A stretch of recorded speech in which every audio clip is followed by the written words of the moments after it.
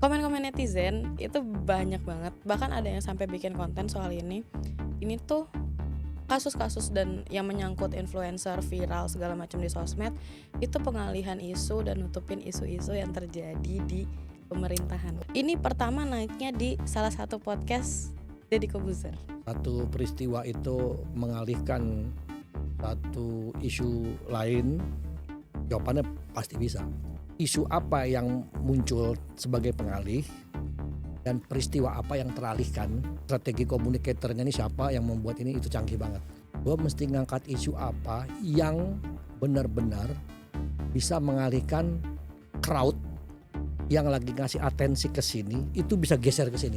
Bisa tidak? Ya bisa, tapi itu rumit dan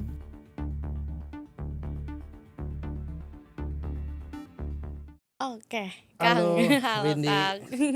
Kang, langsung nih, Kang, ya. langsung aja lah. Kang, belakangan itu kan FYP tuh lagi rame banget, lagi huru-hara soal kasus-kasus influencer, artis dan sebagainya. Nggak usah Hmm, sebut kasusnya kali ya. oke. Cuma maksudku yang menarik adalah setelah aku scroll dan aku lihat, karena kan emang bener-bener udah berapa hari ini itu aja isunya nggak turun-turun gitu dari FYP. Komen-komen netizen itu banyak banget, bahkan ada yang sampai bikin konten soal ini. Ini tuh kasus-kasus dan yang menyangkut influencer viral segala macam di sosmed, itu pengalihan isu dan nutupin isu-isu yang terjadi di pemerintahan, Kang. Oh, Nah, Kang, pertanyaanku pertama mungkin gini kali ya, Kang. Ini tuh beneran, maksudnya beneran bisa nggak sih, Kang, sebuah isu viral yang menyangkut influencer atau artis itu emang apa ya, emang dilakuin sama tangan-tangan ajaib di balik layar, hmm, atau emang itu murni, eee, organik algoritma aja, aja, ya, ya. organik dari algoritma aja. Ini pasti ngomongin yang si itu ya, yang hamil ya. Iya, betul. Nah ya, karena kenapa mungkin mungkin gini kali ya, Kang, kenapa, netizen juga ngomong kalau ini adalah cara pemerintah atau orang-orang di politik nutupin sebuah isu atau case, karena ini pertama naiknya di salah satu podcast Deddy Corbuzier. Oh, jadi dari Kobuser ini nih, Nah ya, pertamanya dianggapnya. dari podcast dia dan orang-orang ngerasanya kalau Deddy Corbuzier ini kan orang yang ada di Oh, pemerintahan juga nih, gitu. oke. Sih, oke, oke. Ya, kalau misalkan ditanya, apakah mungkin Mhm, satu peristiwa itu mengalihkan satu isu lain, jawabannya pasti bisa, pasti bisa. Nah, sekarang tinggal gini, eee, yang isu apa yang muncul sebagai pengalih dan peristiwa apa yang teralihkan, oke. ini tinggal ditimbang. Misalnya begini, eee, contoh tadi lah, ada kasus influencer, punya kejadian katakanlah hamil gitu ya, heboh. Mhm. Di saat bersamaan ada satu kasus, pemerintah, Vonisnya Tom Lembong. vonisnya Tom Lembong, kenapa kok ini, kira-kira gitu ya. Mhm, Kalau misalnya katakanlah peristiwa hamil ini by design diangkat atau sengaja didorong untuk jadi isu pengalih ini dan dianggap berhasil, berarti menurut gua desainernya canggih sekali. oh, oke. Jadi strategi komunikatornya ini siapa yang membuat ini, itu canggih banget.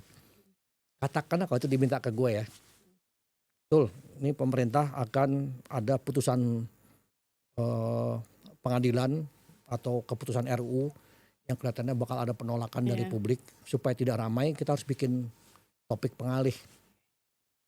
Coba pikirin pengalihnya apa? Mmm, Wah, itu gue mikirnya kayak, wah, gue mesti ngangkat apa ya? Gue mesti ngangkat isu apa yang benar-benar bisa mengalihkan crowd yang lagi ngasih atensi ke sini, itu bisa geser ke sini. oke. Bisa tidak? Ya bisa, tapi itu rumit dan contoh gini, kasus Tom Lembong. Mhm, Itu kita harus cek tuh sebenarnya crowd mana yang beneran pasang atensi ekstra untuk kasus ini gitu. Ketika kita tahu crowd-nya seperti apa, lalu kita harus bikin satu isu, mhm. merancang supaya dia nengok semua ke sini nih. Mhm.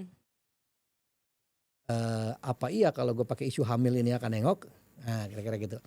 Oke, hamil. Siapa yang hamil? Mhm. Jangan-jangan isu hamil tapi kalau bukan si A gitu ya nggak nengok nih. Iya, heeh. Oke, yang si B. Nah ini nih hitungannya tuh agak tidak mudah ya kalau buat gua sih. Oke, itu satu hal. Nah sekarang pertanyaannya mungkin nggak apa bagaimana dengan kasus yang ini? Bisa jadi memang ini tidak dirancang. Oke. Ini tidak dirancang nih ya. Ada kasus Tom Lembong, tiba-tiba ada kasus siapa hamil gitu. Tidak dirancang, kebetulan ini naik. Mhm. Ada satu tim yang merasa, hah oke nih kelihatannya bisa kita dorong nih. Nah itu bisa Ah, jadi oke. memungkinkan.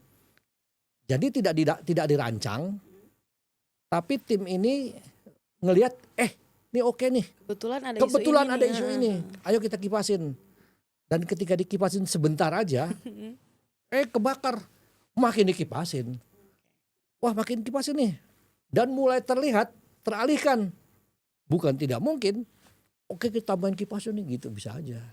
Itu sangat mungkin sekali. Nah pertanyaannya, balik lagi, benarkah itu apa tidak? Saya yakin sih nggak ada yang bisa dijawab kecuali pelaku itu sebenarnya. Oke. Susah kata. Contoh lagi, sebetulnya kalau satu peristiwa katakanlah Pak Tom Lembong ya, pas pengadilan terus ada putusan, kenapa nggak milih pacu jalur aja gitu? Oke. Heeh, lagi naik juga ya? Sama aja Heeh kok gitu loh. heeh heeh. Itu mah lebih wah, lebih dunia gitu loh Mhm maksudnya. mhm. Balik lagi kita nggak ada yang bisa ngukur nih, nggak ada yang bisa apa nyebutnya, nggak ada yang bisa bilang oh yang benar seperti ini, yang ini tidak gitu. Nggak tahu ya. Ya yang tahu ya si pelaku-pelaku yang sesungguhnya. Tapi kalau ditanya itu mungkin atau tidak sih jawabannya mungkin. Oke. Tapi Kang, di luar kasus, Tom Lembong dan yang influencer ini, emang, maksudnya emang sekarang ada Kang? Maksudnya banyak mungkin yang disengaja, oh ada kasus ini biasanya kan kasus-kasus korupsi dan segala Mhm, macamnya, terus, coba deh titip, eee, sesuatu yang bisa ngedistract netizen ke mmm, influencer ini gitu. mmm. Itu emang ada Kang berarti? Kalau untuk distraksi gue belum nemu ya. Maksudnya gue belum nemu memang ada operasi yang dilakukan, dirancang untuk mendistract itu gue sih belum nemu. Oke. Apa? Karena bisa nggak bisa bukan. Karena tadi itu ngitungnya susah. Jadi karena ngitungnya susah pasti cost-nya mahal. Jadi ini mah kayak operasi buang duit gak jelas aja buat apa gitu. Maksudnya apa yang bisa menjamin kalau gue lempar topik A Mhm. dengan beberapa KOL atau influencer berapa orang itu ya, dia bakal distract, nggak ada yang bisa jamin tuh. Lah Oke. gitu ya. Tapi kalau untuk mengangkat hanya isu bukan mengalihkan itu mah banyak. Oke. Ada yang orang bilang influencer KL ya di luar setuju nggak setuju. Mmm. Pada faktanya memang eh, influencer dan KOL itu emang works. Jadi bukan dalam arti negatif ya. Brand itu produk, jasa itu menggunakan jasa KOL dan influencer dalam rangka memang pengen membangun atensi, membangun perhatian, membangun dukungan itu biasa. Itu sama seperti kan gini, sekarang itu eranya era media massa dan media Mhm. sosial. Media massa itu kan sama kalau kita ngasih rilis ke media, kasih rilis ke wartawan dengan harapan lu tulis ya angkat. Bedanya apa dengan buzzer? Nah iya, heeh. Sama kan? Bedanya kalau di media massa ada pimretnya, Oke. gitu aja. Ada namanya undang-undang persnya, ada yang namanya etika jurnalistik. Kalau KOL, influencer itu nggak ada. Fungsinya sama. Contoh, ada perusahaan besar, perusahaan luar nih, itu bikin event di acara apa gitu ya. Terus dari event itu mereka ternyata mengundang para KOL. Terus Oke. untuk wartawannya gimana? Ternyata cukup kirim rilis. Ketika saya tanya, oh nggak diundang juga wartawannya? Oh enggak kok, wartawan kan cukup dikirim rilis juga pasti naik jadi berita. Apa artinya salah? Kan enggak. Iya sih. Jadi buat mereka adalah saya udah kirim rilis, kalaupun ada mau ngundang biasanya ngundang pemretnya, itu juga lebih ngobrol-ngobrol aja. Tapi rilis tetap dikasih, tetap keluar artikel. Tapi kalau KOL kebutuhannya adalah supaya dia bisa menceritakan versi dia. Tapi pegangannya apa? Ini yang gue kasih materi ini. Seperti rilis tapi beda. Lebih ke poin-poin aja. Ya silakan bahasakan sendiri. Nah itu lebih luas. Muncul tuh dengan versi yang lu tahu nggak guys? Wah Iya gitu. iya. Tapi sama. Salah nggak sih kalau pakai itu? Ya menurut gua nggak ada salah. Kenapa nggak ada salah? Ya media sosial kan boleh-boleh aja dia memberitakan. Berawal dari mana? Bahwa ternyata KOL dan influencer itu ada yang membahas peristiwa, mengulas peristiwa. Bahkan kayak di YouTube podcast ini kan mengundang narsum. Iya. Apa bedanya dengan talk show di TV kan sama aja gitu. Jadi kalau ada yang mempermasalahkan lebih kepada melibatkan KOL dan influencer, menurut gua sih itu agak mengada-ngada gitu loh. Iya Itu berarti ini mah sinisnya netizen aja ya Kang ya? sinisnya atau ada yang insecure aja. Tapi bahwa itu akhirnya bisa mengalihkan perhatian satu peristiwa, tidak bisa dicegah. Maksudnya gimana namanya orang kan, gini lah kesukaan orang di medsos itu pertama nggak ada yang bisa ngukur ya. Namanya FYP kan, FYP kamu dan FYP gue udah beda. Di kamu lewat, di gua nggak lewat. Terus gue maki-maki, wah nih kok gue, ya itu algoritma gitu loh. Bahwa kita semua ini suka tidak suka memang diatur oleh tata kelola algoritma yang membuat kita jadi kayak ini sebenarnya gimana sih. Akhirnya muncullah sekelompok orang yang berpikir teori konspirasi, wah nih didesain nih gitu. Ya gue nggak bisa membuktikan bahwa ini tidak atau iya, tapi secara analisis gue sih kayaknya enggak. Gue juga nggak kepengen dibilang lu so tau lo, ya emang gue nggak tahu kalau gue gitu. Tapi kalau gue pikir-pikir, jika pun iya, berarti yang bikin jago banget gitu, canggih banget sih itu. Atau jangan-jangan justru netizen yang komen-komen, wah ada isu ditutupin nih, itu jangan-jangan buzzer Kang. Nah itu dia. Karena kan banyak nih gitu, dan template. Iya, iya susah lah maksud saya gini, maksud juga gini ya. Kita tuh udah nggak bisa tuh ngelihat bahwa sebenarnya yang kan gini, istilah buzzer, influencer dan KOL sebetulnya problemnya di mana coba? Gimana Kang? Karena ada yang kondak, Oke. ada yang orkestrasi. Jadi dianggapnya gini, bahwa kamu posting itu bukan kehendak kamu, tapi kehendak konduktor kamu, kehendak orkestrator kamu. Dan kenapa kamu mau dikondak dan mau diorkestrasi? Karena kamu dibayar. Iya. Itu sebenarnya konsep besarnya sih. Jadi orang itu bukan musuhin kamu sebagai buzzer, sebagai enggak. Karena kamu dibayar untuk ikut Nimbrung. orkestrasi si pihak yang lu nggak setuju, kira-kira gitu. Lu gue tuduh lah lu. Kan kira-kira gitu. Contoh, media, majalah, koran, nggak setuju sama kamu. Wah, si Winnie mah buzzer. Emang kenapa kalau dia buzzer? Bukan kamu buzzernya, tapi kamu adalah orang atau buzzer yang rela mengikuti orkestrasi pihak yang nggak setuju dengan si media ini, gitu aja sih. Sederhana itu. Oke. Ada yang dibalik. Contoh, kamu bukan bagian dari tim yang kami orkestra nih. Oke. Tapi kok kamu nge-tweetnya sejalan dengan gua. Itu gua suruh tim, kontak tuh dia. Jangan-jangan dia tertarik untuk join sama kita. Oh, Banyak. jadi dia ngebahas isu yang sama akhirnya ya. Banyak. Ada yang dibalik lagi. Nih mau angkat isu nih. Isu tentang apa misalkan, tentang kebakaran hutan. Oke, angkat. Tiba-tiba entah bagaimana kamu ngelihat, wah nih isu kebakaran hutan kayaknya isunya oke nih. Dan katanya banyak yang diajak nih. Gue juga posting kali-kali gue diajak. Diajak beneran. Tapi itu berarti emang ada Kang? Ada. Gitu. Jadi ada yang sengaja memunculkan akunnya, topik di akun dia dengan harapan kali-kali gue dipanggil nih. Jadi ngikut traffic war. Iya. Ketika lagi naik, gue masuk tuh cet. Nah, bukannya nggak mungkin. Tim yang mengorkestrasi itu kan dia pakai analisis data, dicek kan, dicek. Ada tuh, wah ada di akun nih, apa nih namanya, Windy oke. Coba dicek. wah followernya lumayan nih. Coba di DM deh. Hai Kak Windy, wah topiknya bagus. Wah, aku baru tahu nih Kak. Heeh, oh topiknya bagus. Yuk kita sama-sama yuk kalau tertarik bla bla bla bla bla. Berapa rate-nya? Masuk tuh barang. Suka barang itu. Nah, beberapa pihak yang kontra dengan isu itu langsung, wah ini mau buzzer nih. Semata-mata Oke. karena kamu dibayar. Ketika kamu nggak dibayar, yang kontra nggak mau tahu, lu pasti dibayar. Wah, Berarti kan sebenarnya apa ya? Berarti kan sebenarnya banyak isu viral nih yang nggak murni dari algoritma dong, Kang. Berarti banyak yang dibikin. dibikin Iya, dong. Oh, itu disebutnya di engineer memang untuk memanfaatkan algoritma supaya jadi naik aja. Oh iya begitu, oh iya itu jelas. Kalau kacau itu dong iya, berarti. bukan kacau. Yang kacau itu jika informasi yang diangkat itu palsu, fitnah. Hmm. Tapi kalau itu misalkan ya, kamu jualan makanan lah, kamu jualan makanan apa bubur ayam lah, rame.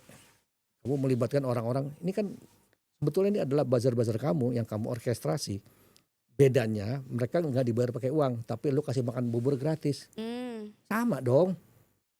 Tiba-tiba itu naik. Tapi lu tahu strategi untuk gue naiknya ini adalah gue angkat di pagi. Pertama karena pagi itu traffic topik politik lagi rendah. Oke. Tapi orang banyak sarapan, orang lagi nyari sarapan. Gue boosting di situ supaya lu sarapannya bubur aja. Berarti kan tanda kutip lu lagi menyiasati algoritma dong. Oke. Boleh nggak kayak gitu? Boleh aja. Iya, itu strategi. Jadi strategi kalau di searching itu SEO, nah ini optimize-nya dulu ngakalin algoritma Algoritma. apa di X, nanti di TikTok beda lagi strategi itu. Kenapa? Algoritma beda lagi. Ada orang yang mikirin hanya untuk menyiasati ada. Nah, produk, brand itu lumrah yang begitu. Kamu ngobrol sama orang agensi yang digital mah itu mah bagian dari tim, memang ada yang akan melakukan itu. Strategi. Bahkan dia tahu akun-akun ini ternyata ini berada di range yang ringnya mana, ring daerah Surabaya aja, dipetakan gitu. Ya, diangkat isunya. Ketika memang isunya adalah lebih kuat penolakan dari Jawa Timur, ya dicarilah tuh akun-akun yang lebih vokal di Jawa Timur. Kan itu strategi. Salah nggak? Nggak salah.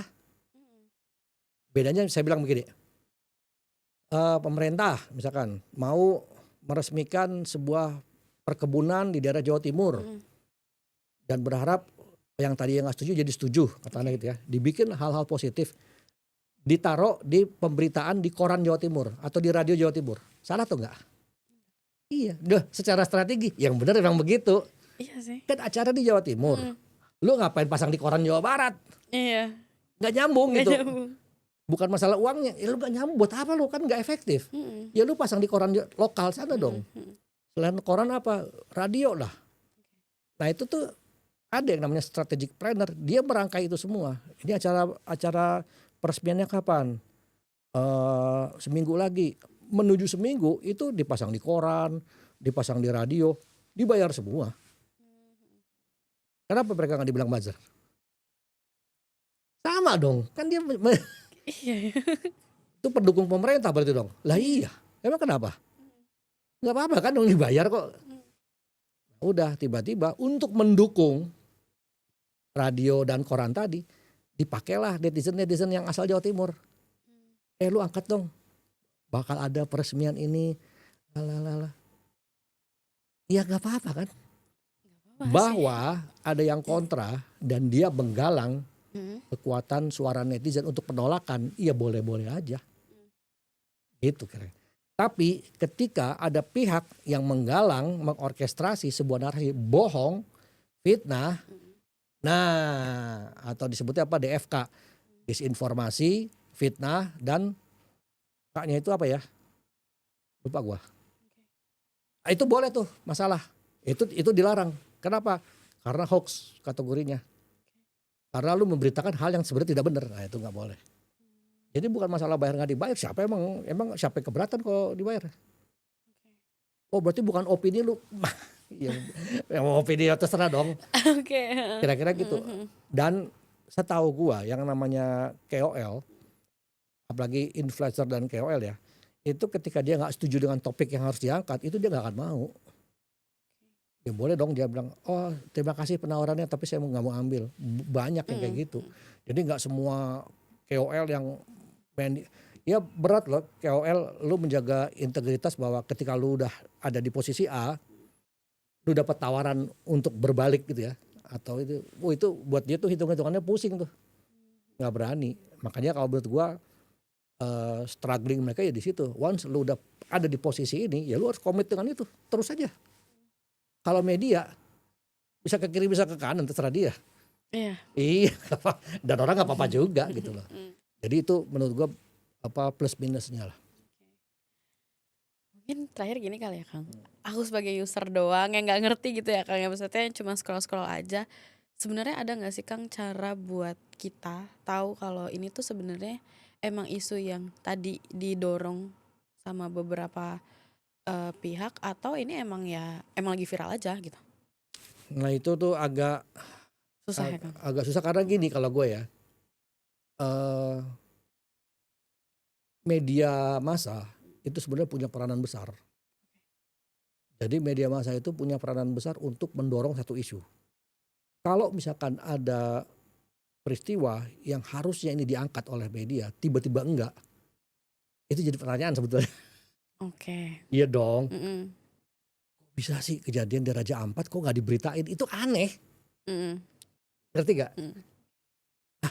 Ini udah banyak akun-akun kesaksian bahwa ada satu peristiwa, kok nggak diberitain ya? Pasti aneh dong loh. Pada faktanya, ada banyak media yang dibayar untuk tidak beritain. Nah iya, makanya sekarang kan beberapa media udah nggak idealis dan kebanyakan kalau yang aku lihat itu kayak ngikutin traffic, apa yang lagi rame dia beritain, yang enggak Enggak, gitu. itu. Dan balik lagi, nggak bisa disalahin. Bagaimanapun media itu lagi struggling. Mereka butuh riding the wave, supaya apa? Supaya diklik. Kalau nggak diklik, dia nggak dapat traffic. Kalau nggak traffic, nggak gajian. Kan kesian. Iya sih, baliknya ke situ lagi ya. Iya, artinya gini, kita juga harus maklum itu. Aduh bagaimana ya? Apakah artinya kita netizen harus cerdas? Ya kita nggak ada waktu juga buat cerdas-cerdas amat baca berita kayak gitu. Jadi Mhm, gimana dong? Itu menurut gua hal yang apa ya, harus yang kita sikapi bahwa pada faktanya memang ini nih susah karena ini nih udah crowded gitu loh. karena seluas itu juga kan medsos nih. Udah mah luas, udah mah lebar. Aduh apa ya, terlalu banyak itu isu yang kita kadang suka, udah isunya belum kelar muncul isu ini lagi. Mhm. Itu tiba-tiba ada penyanyi cilik duit 10 miliar hilang gara-gara gimana coba, jadi kayak gue pengen peduli ini tapi kok nggak ramai diberitain ya, tapi kok loh malah ini yang lebih ramai ya. Mhm mhm Pertanyaannya nih sebenarnya gue salah baca berita nggak sih? mhm. Susah juga. Itu udah, dan kalau diperhatiin media yang lebih menurut gue Mhm. ironis, dari semua pemberitaan yang rame itu sedikit sekali pemberitaan tentang daerah. Jadi kayak Jakarta mulu, Jawa mulu. Mungkin karena emang yang baca dan yang ngeklik kebanyakan Tapi kan jadi nggak fair. iya sih. Udah gitu ya dari semua, nah ini yang lebih ironis lagi ya, dari semua berita itu dugaan gua 80% itu berita buruk, Mhm. berita yang menakutkan, berita yang mengancam. Pertanyaannya, benarkah sebegitu nggak adanya berita baik itu? Artinya gini, bagi gua berita itu ada yang mengingatkan, ada yang mengkritik, ada yang melawan, tapi masa iya sih nggak ada yang memberi harapan, memberi kayak kesempatan bahwa ada secercah nih bahwa harapan juga kan harus diberitain. Kabar baik kan harus diberitakan, disampaikan. Ada kabar baik nih, akan ada ini. Itu kan kabar baik. Kenapa enggan? Mungkin karena Karena karena nggak ada yang netizen ngeklik. kita tuh sukanya yang gosip, yang gitu-gitu kali ya, Kang? Betul, Jadi kalau kalau berita netizen baik betul. heeh. Karena gini, Win, namanya netizen, Mhm. sorry bukan netizen lah, gue nyebutnya. Media sosial Oke. itu tempatnya cerita. Mhm. Jadi yang namanya cerita itu kamu harus pandai mengolah yang namanya emosi. Kebetulan emosi yang menggemaskan, menakutkan, membuat cemas itu tuh lebih tertarik orang. Mhm. Kecelakaannya, wah, kayaknya tahu takut tapi pengen ngelihat, pengen nimbrung. Ini kalau naik mobil jalan tol, yang kecelakaan di sebelah nih, ini yang di sini ikut berhenti, Ikut pelan jadi ikut macet pelan, semua. pengen ngelihat. Emang terus kalau udah lihat kenapa? Dulu mah cuma ngeliat bentar, sekarang harus dikonten. Emang kalau udah dikonten terus kenapa? Tuh, artinya di media sosial itu memang perputaran cerita itu tinggi sekali dan itu emosi semua. Dari emosi, termasuk emosi yang bahagia, senang. Nah pertanyaannya, untuk menyampaikan berita baik, emosi bahagia, ternyata memang kurang menarik. Harus dikemas sedemikian rupa untuk berita gembira yang punya emosi, itu tidak gampang. Apalagi cuman berita tentang peresmian mah bukan berita baik kali itu mah. Nah itu juga Iya. bagian. Nah tapi sebagai media, menurut gua ya itu tadi. Kalau cuma mau ngandelin media sosial mah susah. Tapi kalau media cetak, media massa, ya berita baik mah wajar atau harus diberitain mah biar kita tahu gitu kan ya. Mhm. Tapi ya begitu, nggak diklik masalahnya. Oke. Oke Kang, Ya mantap. Mungkin semoga membuka dan mencerahkan buat Windy lah. iya, semoga nggak banyak netizen yang sinis-sinis lagi. Oke deh Kang, makasih banget Thank udah you. jawab pertanyaanku, kekepuanku. Nanti kita ketemu lagi Kang, kita ngobrol Terima kasih lagi. Win ya. Sampai nanti Oke, Win. terima kasih Kang. Bye-bye.